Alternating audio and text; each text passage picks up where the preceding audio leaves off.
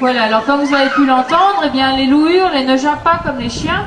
Alors pourquoi hurlent-ils? Eh bien, dans la nature, un loup peut hurler pour le plaisir, mais les loups vont surtout hurler pour communiquer et pour se reconnaître. Pour communiquer, d'abord, lorsque les loups vont vouloir capturer un gros mammifère, une grosse pour se nourrir, mais pour mort, tout simplement, parce qu'ils avaient perdu leur tête. Et puis surtout, c'était des loups qui avaient perdu la peur de l'eau.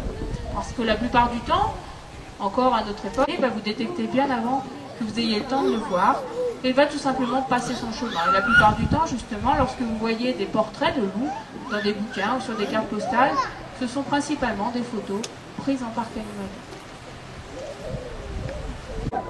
Alors, je vous demande du silence, s'il vous plaît, un petit peu de calme, parce que les loups n'ont pas de bruit. Et les loups vont progressivement monter parce qu'ils savent qu'ils vont être nourris. Comme je vous le disais tout à l'heure, les loups sont des animaux sociaux qui vivent en meute, en groupe, organisés selon une hiérarchie très stricte, dirigés par un mâle et une femelle dominante qu'on appelle le couple alpha. Et dans la nature, ce sont toujours ces dominants, toujours ce couple alpha qui va manger en premier. Alors pourquoi cela? Eh bien, comme je l'évoquais tout à l'heure, uniquement ces deux dominants ont le droit de se reproduire. C'est eux qui vont assumer la pérennité de la meute. Et sans ce couple, eh bien, la meute est complètement perdue, complètement désorganisée, donc ils vont chercher à se préserver toujours en mangeant en premier, parce que dans la nature, un loup n'est pas sûr du tout d'avoir à manger tous les jours. Cela va dépendre de l'abondance des proies, mais aussi de la réussite de la chasse. Alors ici, à Côte, c'est un petit peu différent, parce que les loups, on va manger tous les jours, ils le savent, et il est très fréquent de voir des dominer, manger en premier. Vous avez un petit peu connaissance avec le loup. Ici, devant moi, vous avez un loup qui est petit, svelte, c'est la femelle dominante de la meute. Elle sait s'imposer, se faire respecter, elle n'hésite pas à aller chercher la nourriture dans la gueule d'un autre loup. Et là, vous pouvez remarquer tout simplement qu'elle a été portée son petit morceau de nourriture au louveteau, qui est né ici à Courdieu cette année.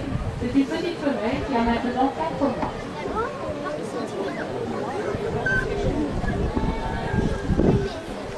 Juste devant moi, ici, vous avez un loup qui présente des blessures, des morsures. C'est la femelle dominée de la meute.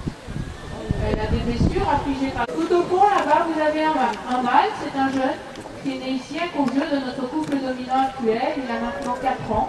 Il n'est pas encore bien intégré dans la hiérarchie, il reste un petit peu à distance.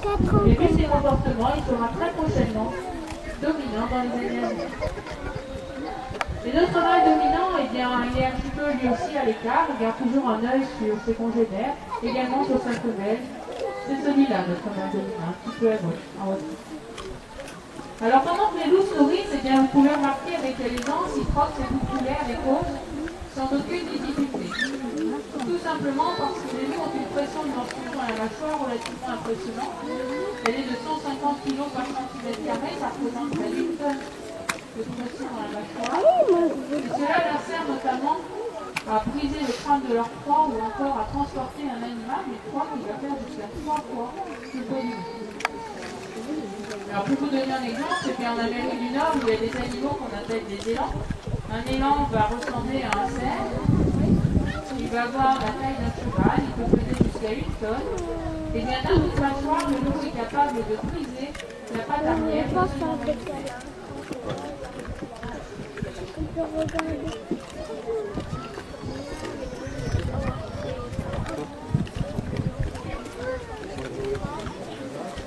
Alors du loup, eh bien, on en parle depuis longtemps, on a toujours parlé du loup, je vous l'ai dit, mais surtout on en reparle en France depuis quelques années, notamment dans le sud-est de la France.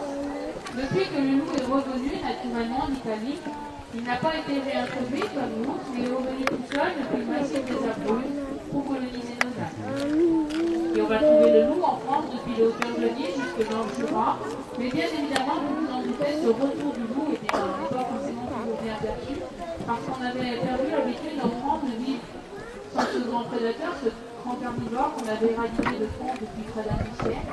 Et surtout, on avait pris l'habitude, en effet, de faire monter dans les alpages des troupeaux de moutons. Et lorsque ces bêtes, lorsque ces moutons sont laissés sans surveillance, eh bien, elles constituent des proies abondantes, faciles pour les loups qui nous cassent la vie.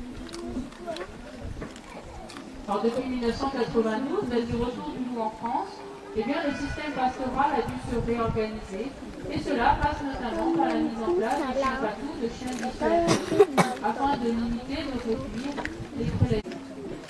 Alors souvent aussi, à travers les médias, eh bien, on entend parler de véritables carnages, d'attaques liées au loup, Mais il faut savoir que bien souvent, ces attaques dont on parle ne sont pas liées aux pathologies, mais sont liées à des chiens errants.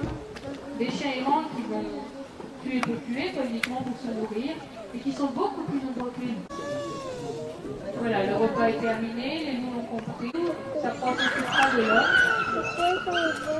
Alors vous pouvez observer tout au fond dans l'enclos, simplement un combat dominant-dominé. C'est la femelle dominante qui chevauche la femelle dominante. Pour simplement lui faire comprendre que c'est elle la chef et la femelle dominée doit se soumettre et à tel point qu'il est obligé de se coucher sur le dos.